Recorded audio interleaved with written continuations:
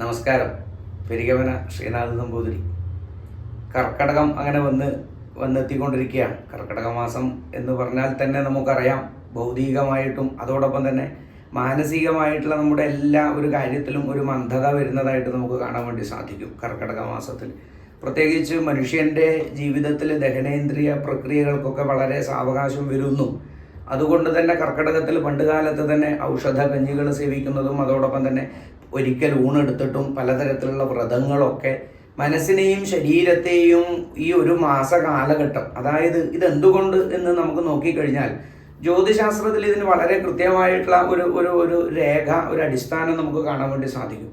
ജ്യോതിഷത്തിൽ നമുക്ക് 2 അയനങ്ങളെ കാണാൻ വേണ്ടി സാധിക്കും, ഉത്തരായനം ദക്ഷിണായനം എന്നുള്ളത്. ഇപ്പം മകരം ഉദിച്ചതോടുകൂടി നമുക്ക് ആരംഭിക്കുന്നത് 6 മാസ കാലഘട്ടം. ഇനിയുള്ള ഈ ദക്ഷിണായന കാലം ആരംഭിക്കുന്നതാണ് ഈ കർക്കടക മാസം. ഇനി ഇവിടുന്ന് അങ്ങോട്ട് മകരം വരെയുള്ള ഈ കാലഘട്ടത്തിലേക്കാണ് ദക്ഷിണായനം എന്ന് പറയാം. എങ്കിൽ ഈ ദക്ഷിണായനം എന്നുള്ളത് പ്രത്യേകിച്ച് അന്ധകാരത്തിൻ്റെ ഒരു സൂചന കൂടിയായിട്ടാണ്. അതുകൊണ്ട് തന്നെ കർക്കടക മാസം ദക്ഷിണായനത്തിലെ 6 മാസങ്ങളിൽ വെച്ചിട്ട് വളരെയധികം പ്രധാനപ്പെട്ട ഒരു മാസമാണ്. അതിൽ തന്നെ ഏറ്റവും വിശേഷിച്ച് ഗ്രഹങ്ങളുടെ സഞ്ചാരഗതിയിൽ സൂര്യൻ കർക്കടകൻ രാശിയിലെത്തുന്നതും അതോടൊപ്പം തന്നെ ചന്ദ്രൻ സ്വക്ഷേത്രത്തിലുള്ള ഈ കർക്കടകൻ രാശിനാഥനായ ചന്ദ്രൻ സൂര്യനോടുകൂടി ഏറ്റവും കൂടുതൽ അടുത്ത് സംഗമിക്കുന്ന ആ ഒരു സുദിനം ആണ് അമാവാസി എന്നുള്ളത്. അതുകൊണ്ട് തന്നെ ഭൂമിയിലേക്കുള്ള പ്രകാശം കുറഞ്ഞു വരും എന്നുള്ളതും മറ്റുള്ള ലോകങ്ങളിലേക്ക് ഈ സൂര്യൻ്റെ പ്രകാശം പൂർണ്ണമായിട്ടും പോകുന്നു, അത് പിതൃലോകത്തിലേക്കുള്ളതാണ് എന്നും അന്നത്തെ ദിവസം അവിടെ പൂർണ്ണമായ പ്രകാശത്തോടുകൂടി ആ പിതൃക്കൾക്ക് ശോഭനീയമായി, അതുകൊണ്ട് നമ്മളെല്ലാവരും പ്രാർത്ഥിച്ച് പിതൃസ്മരണ ആ ഒരു ദിവസം വർഷത്തിൽ നമ്മൾ ആചരിക്കാറുണ്ട്. എങ്കിൽ അതുമാത്രമല്ല, കർക്കിടകത്തെ കൊണ്ട് മനസ്സിനെ എങ്ങനെയൊക്കെ ഈ ഒരു കർമ്മത്തിലേക്ക് എത്തിക്കാൻ സാധിക്കണം നോക്കിയാൽ നമുക്ക് പുരാണത്തിൽ മനസ്സിലാകും. 3 കടങ്ങളെക്കുറിച്ച് നമ്മുടെ പുരാണങ്ങളിൽ പൊതുവെ പറയപ്പെടാറുണ്ട്. വേദങ്ങളിൽ നിന്നും ഉദ്ധരിച്ചെടുത്തതായ വിഷയങ്ങളെ കാട്ടിയിട്ട് മനുഷ്യൻ്റെ ജീവിതത്തിലെ പൂർണ്ണ മോക്ഷത്തിന് 3 തരത്തിലുള്ള മോക്ഷങ്ങളാണ്, 3 തരത്തിലുള്ള പദ്ധതികളാണ് പറയാം. ആ 3 പദ്ധതികളിൽ ഒന്ന് ദേവഋണം, പിതൃഋണം, ഋഷിഋണം എന്ന് പറഞ്ഞിട്ടുള്ള 3 കടങ്ങളായിട്ട് നമുക്ക് കാണാൻ വേണ്ടി സാധിക്കും.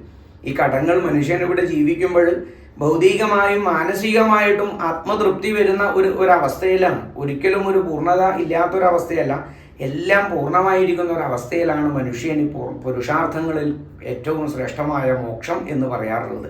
അതിലേറ്റവും പ്രധാനപ്പെട്ടതാണ്, അതിൽ ഈ പിതൃക്കൾക്ക് കൊടുക്കേണ്ടതാണ് പിതൃഋണം എന്ന് പറഞ്ഞിട്ട് അതിൽ കാണാൻ വേണ്ടി സാധിക്കും.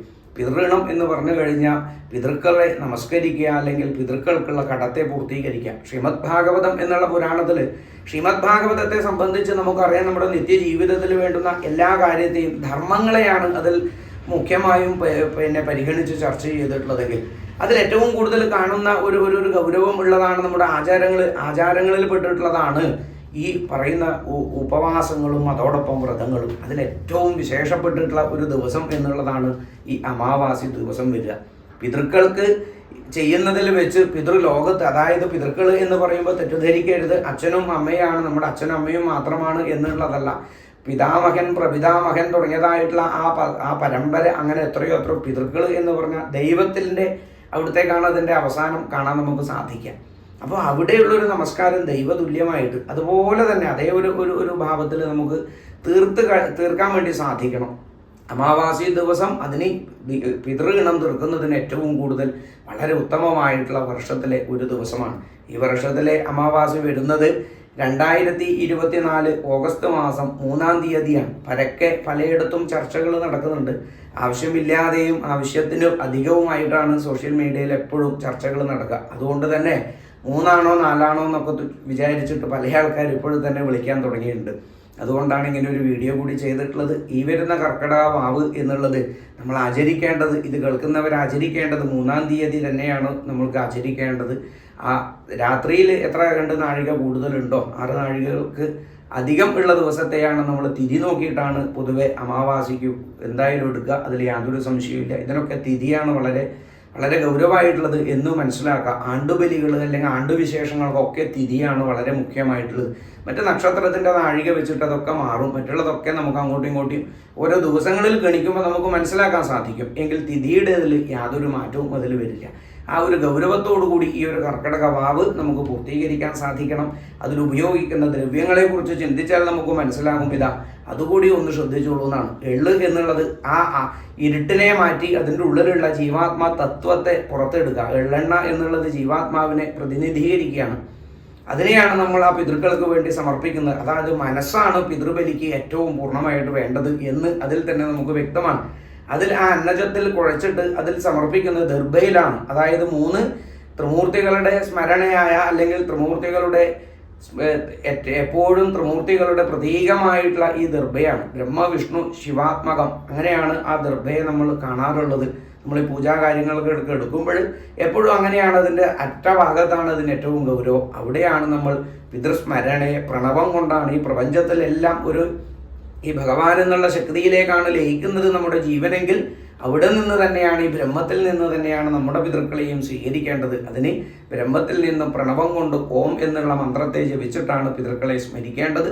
ആ സ്മരണയോട് കൂടിയിട്ടാണ് പിതൃതർപ്പണത്തിന് വേണ്ടി ദർഭ വെച്ച് പുഷ്പങ്ങൾ അർച്ചിച്ച് അതിനെ നമസ്കരിച്ച് അതിനുശേഷം ആ പിണ്ഡം അവിടെ സമർപ്പിക്കുക.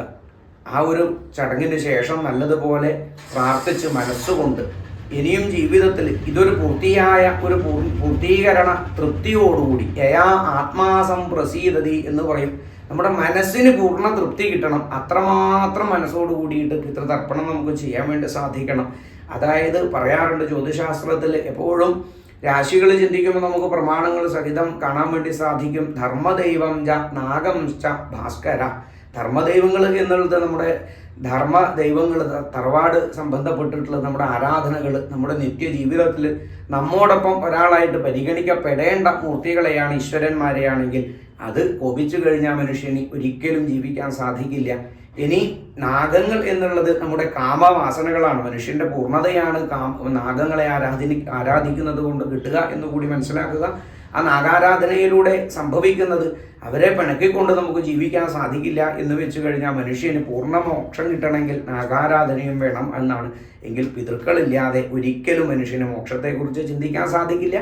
എങ്കിൽ ആത്യന്തിക തലത്തിൽ മോക്ഷം എന്നുള്ളത് ഏതേത് പുരാണങ്ങളും ഉപനിഷത്തുക്കളും നിർവചിക്കുന്നത് ആത്യന്തിക തലത്തിൽ ഇവിടെ ജീവിക്കുമ്പോൾ നമ്മൾ വളരെ ശാന്തിയോടുകൂടി നന്മയോടുകൂടി മറ്റുള്ളവരിലേക്ക് നന്മ തോന്നുക, അല്ലെങ്കിൽ മറ്റുള്ളവരിലേക്ക് നന്മ ചെയ്യാൻ നമുക്ക് സാധിക്കുക, നല്ല വാക്കുകൾ ചെയ്യാൻ സാധിക്കുക. ഇതൊക്കെ നമ്മുടെ ഈശ്വരൻ്റെ പ്രതീകമാണ്. ഭഗവാനിലേക്ക് നമുക്ക് ചേരാനുള്ള ക്വാളിറ്റീസ് ആണെങ്കിൽ ഈ ഒരു ദിവസം പ്രത്യേകിച്ച് നല്ല ചിന്തകളോടുകൂടി നാമജപത്തോടുകൂടി കർക്കിടക മാസം പ്രത്യേകിച്ച് ഈ മാനസികമായിട്ടുള്ള ദൗർബല്യം വന്നുകൊണ്ടിരിക്കും നമുക്കെങ്കിൽ, എല്ലാ കാര്യത്തിലും ഒരു നെഗറ്റീവ് തോട്ട്സ് നമുക്ക് വരുന്നുണ്ടെങ്കിൽ നമുക്ക് എന്ത് ചെയ്യാം? നാമത്തെ നല്ലതുപോലെ കലവൂത്തത് ഹരി കീർത്തനാത്. കലിയുഗത്തിലുള്ള ഈ നാമജപം ഒന്നുകൊണ്ട് മാത്രം നമുക്ക് എല്ലാ കാര്യങ്ങളിലേക്കും മനസ്സിനെ ചേർത്ത് വെക്കാൻ സാധിക്കുക. ഇന്ന് നമ്മുടെ കുട്ടികൾക്കൊക്കെ മനസ്സിനുള്ള ദുഃഖങ്ങളാണ്, മനസ്സാണ് വളരെയധികം വീക്കായി പോയിക്കൊണ്ടിരിക്കുന്നത്. ഇപ്പോൾ കൊല്ലം ഭാഗത്തായിരുന്നു കഴിഞ്ഞ സപ്താഹം, കഴിഞ്ഞ യജ്ഞത്തിൽ പോയപ്പോൾ അനവധി കുട്ടികളെ പരിചയപ്പെടാൻ സാധിച്ചു. അതിൽ പല കുട്ടികൾക്കും പരീക്ഷ എഴുതണമെങ്കിൽ കൂടി കൗൺസിലിംഗ് കഴിയാതെ സാധിക്കുന്നില്ല.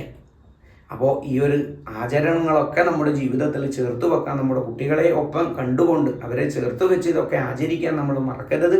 ആ ഒരു ശ്രദ്ധ എല്ലാവരിലേക്കും ഉണ്ടാവണം. അതോടൊപ്പം രാമനാമത്തെ ജപിച്ച് രാമായണ മാസം നമുക്കിതാ ആരംഭിക്കുകയാണ്.